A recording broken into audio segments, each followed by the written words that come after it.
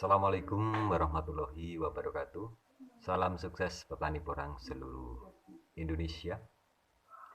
Perkenankan saya menyampaikan berhubungan dengan bimbingan tanam porang, bimbingan budidaya tanaman porang dari konsultan tanaman porang Emas Porang Karanganyar.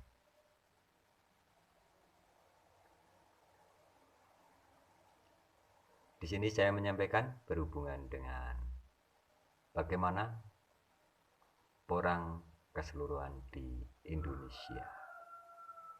Saya bacakan berhubungan dengan bimbingan secara teknis.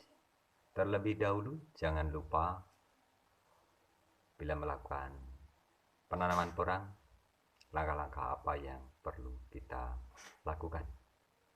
Bisa menghubungi nomor yang tertera di layar, juga informasi di YouTube, juga di Instagram, juga Facebook. Letak lokasi ada di sini semua.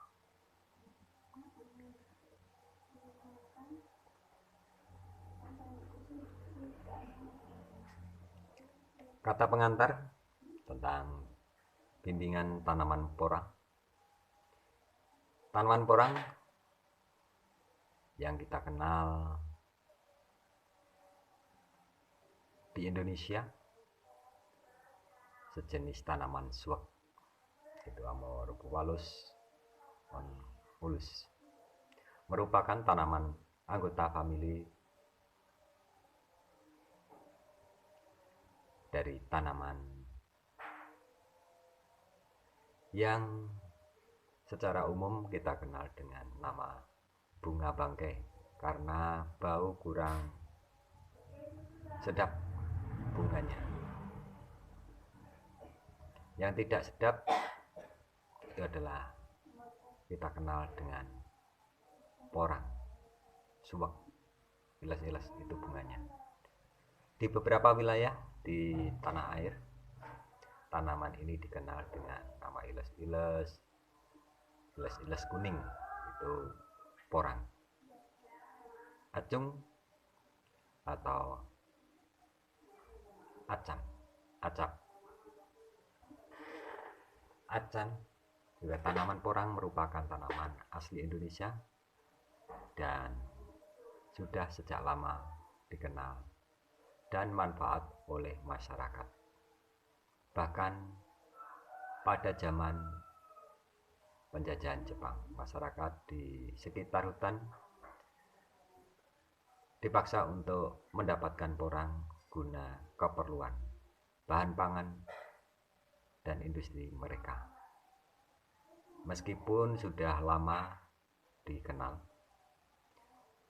dan dimanfaatkan, namun aspek budidaya tanaman tersebut lebih-lebih prosesinya tidak berkurang. Masyarakat hanya mengambil dari penanaman liar di bawah naungan pohon atau di sekitar hutan.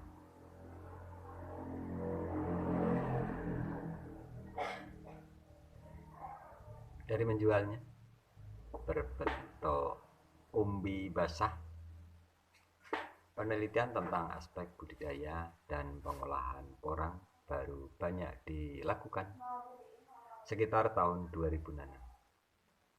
Tahun 2000 nyampe sekarang akan booming punya porang, terutama di pegunungan tinggi, nilai ekonomi yang tinggi dan peluang bisnis yang besar mendorong masyarakat untuk berbudidaya porang. Dan beberapa perusahaan untuk mengusahakan porang. Sifat tanaman porang yang toleransi naungan juga mendorong perum perhutani untuk mengusahakan tanaman porang di bawah tegaan. hutan industri yang mereka kelola. Pada tahun 1980-an, Perum Perhutani KPH Saradan telah memulai mengembangkan tanaman porang di kawasan hutan. Pengembangan porang di kawasan hutan industri tersebut diperkuat oleh adanya industri dari instruksi dari Menteri BUMN Dahlan Iskan saat menjabat pada tahun 2012.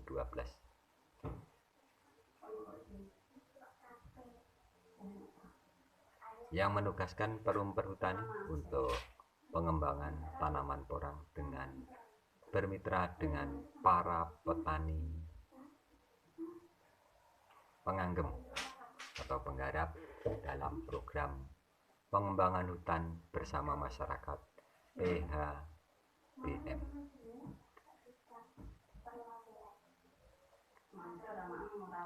Guna memberi informasi yang lebih rinci tentang karakter tanaman porang, kandungan nutrisi, dan manfaat persyaratan tumbuh, cara budidaya termasuk informasi hama dan penyakit, nilai ekonomis dan usaha taninya. Buku ini berusaha untuk merangkum hasil-hasil penelitian yang telah dilakukan pada komoditas ini. Mudah-mudahan bermanfaat dan membantu bagi para petugas petani dan praktisi dalam berusaha tani mereka dalam berbudidaya porang. Ucapan terima kasih disampaikan kepada tim penyusun, dapat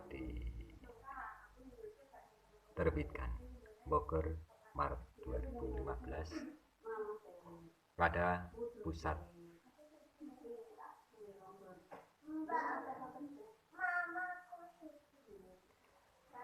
Dr. Andes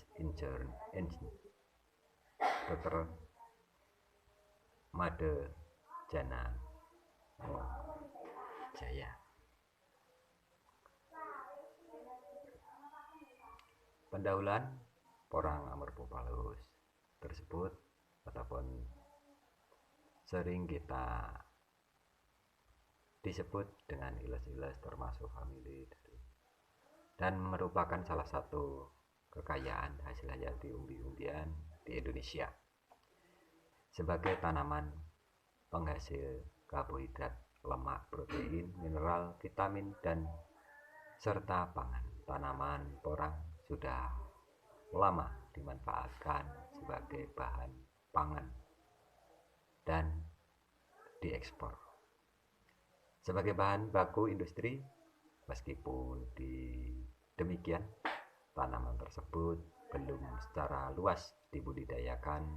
Petani umumnya hanya mengambil serta memanfaatkan tanaman yang tumbuh liar di hutan, di tegalan, di bawah rumpun bambu, di sepanjang bantaran sungai, dan lereng-lereng gunung. Pada zaman penjajahan Jepang, masyarakat dipaksa untuk mengumpulkan umbi-umbi untuk keperluan bahan makanan dan industri mereka. Sebetulnya sejak pada Perang Dunia Kedua, porang telah diekspor ke Jepang, Taiwan, Singapura, dan Korea Selatan. Namun selanjutnya budidaya tanaman porang kurang berkembang. Demikian pula processing pengolahannya menjadi tepung glukomanan pada tahun 1975-an usaha tani di Indonesia. Tanaman porang bergairah kembali dengan adanya kenyataan bahwa tanaman tersebut bernilai ekonomis tinggi dan sangat menguntungkan karena glukomanan dapat dimanfaatkan sebagai bahan pangan fungsional yang khasiatnya berkhasiat bagi kesehatan.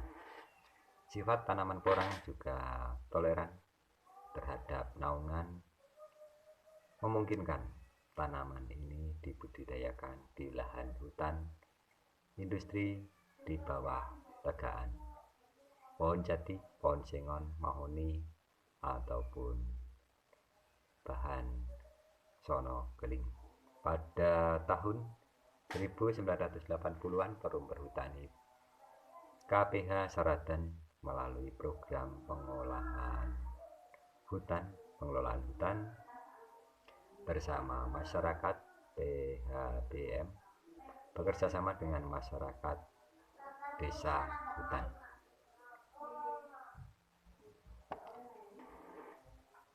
MDH mulai mengembangkan tanaman porang di lahan tegaan hutan industri sonokeling dan jati yang dikelolanya. Pada tahun 2012, program pengembangan tanaman porang di kawasan hutan industri didorong oleh industri melalui Menteri BUMN yang menugaskan Perum Perhutani untuk mengembangkan porang dalam program pengelolaan hutan bersama masyarakat PHBM. Pada saat program Perum Perhutani bersama masyarakat PHBM, pada saat ini Perum Perhutani Unit 1 Jawa Timur telah melaksanakan penanaman porang seluas 1.600 hektar di wilayah KPH Jember, 121 hektar Nganjuk, 759 hektar Padangan, 3,9 hektar Saradan, 615 hektar Bojonegoro, 35,3 hektar dan Madiun 70 hektar.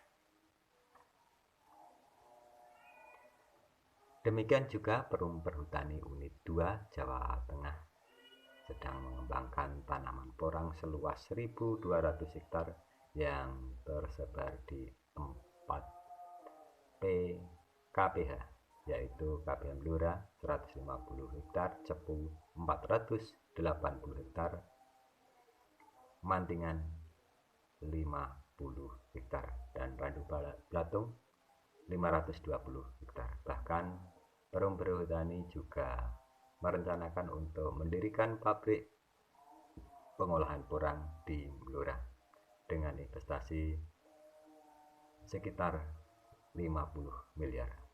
Kondisi di atas menunjukkan bahwa pengembangan budidaya dan pemanfaatan porang ke depan sangat progresif karena lahan tersedia.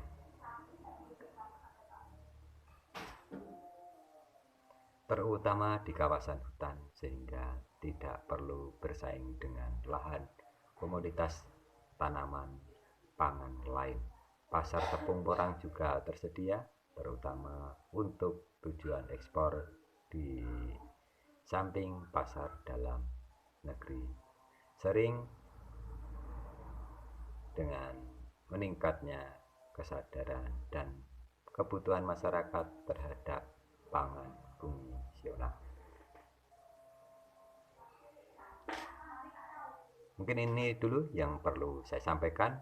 Di episode yang berikutnya nanti masih ada episode yang lain yang perlu saya sampaikan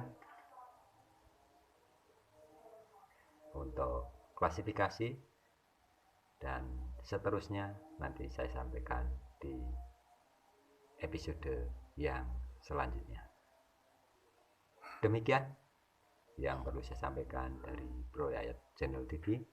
Mudah-mudahan bermanfaat bagi pengetahuan untuk berbudidaya porang itu apa. Jangan lupa terlebih dahulu yang belum subscribe-nya juga bunyikan loncengnya biar Anda menerima informasi episode yang selanjutnya. Anda menjadi orang yang pertama menerima informasi dari kami. Sekian, wassalamualaikum warahmatullahi wabarakatuh. Salam petani porang seluruh Indonesia dari Konsultan Tanaman Porang Kabupaten Karanganyar, Mas Porang Karanganyar. Sekian, wassalamualaikum warahmatullahi wabarakatuh.